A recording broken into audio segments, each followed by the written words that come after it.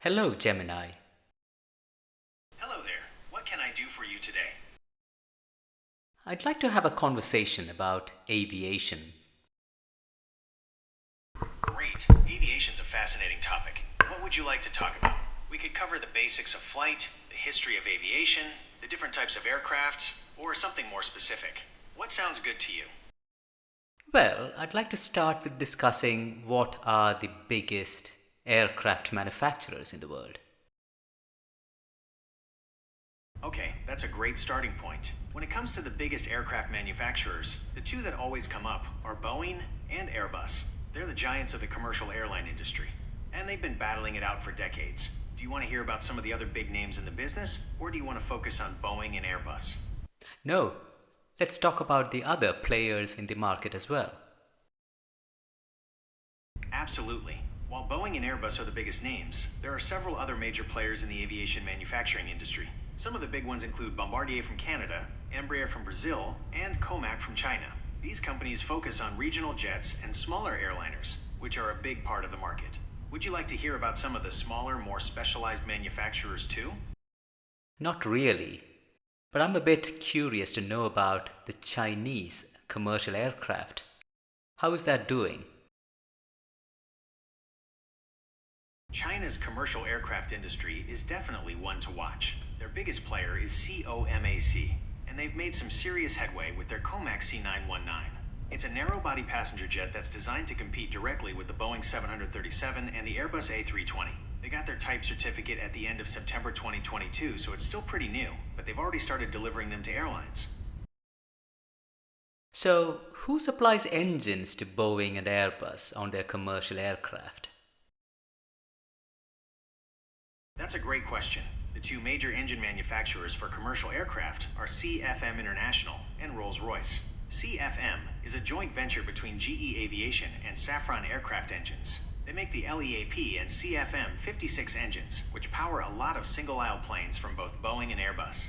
Rolls-Royce, on the other hand, focuses more on the big twin-aisle jets. They make the Trent family of engines, which you'll find on planes like the Boeing 777 and the Airbus A350. Well, I'm a bit surprised that you did not mention GE Aerospace and Pratt and Whitney. You're absolutely right. I did leave out a couple of big names. GE Aerospace is part of the CFM International joint venture that I mentioned, but they also offer their own engines. Pratt & Whitney is another big player, especially in the regional and business jet markets. They also power some larger commercial aircraft. It looks like I need to be more thorough in my answers. Would you like to continue talking about engines? Or would you prefer to switch topics? Well, let's continue a bit about engines. Hasn't there been an issue recently with the geared turbofan engine made by Pratt and Whitney? Yes, you're right. Pratt & Whitney's geared turbofan engines, or GTFs, have had some pretty serious issues. It's mostly affected the PW1100G model, which powers the Airbus A320neo.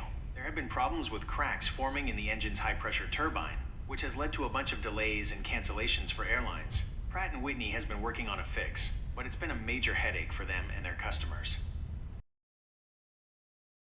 What do you have to say about the future of electric aviation? Electric aviation is still in its early stages, but it's definitely got some serious potential.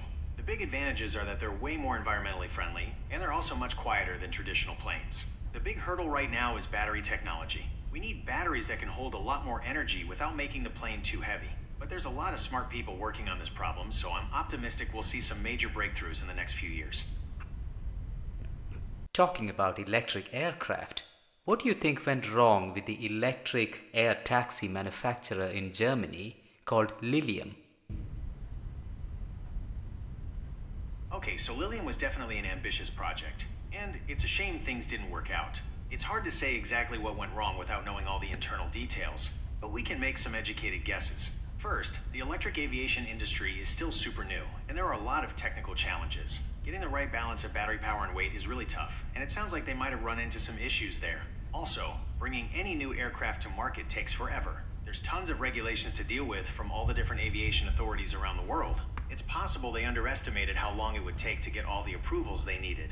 Finally, it takes a huge amount of money to develop an aircraft like that. They probably spent a lot more than they originally planned, and that might have made it hard to keep investors happy. Does that sound about right? Or do you want to dig a little deeper?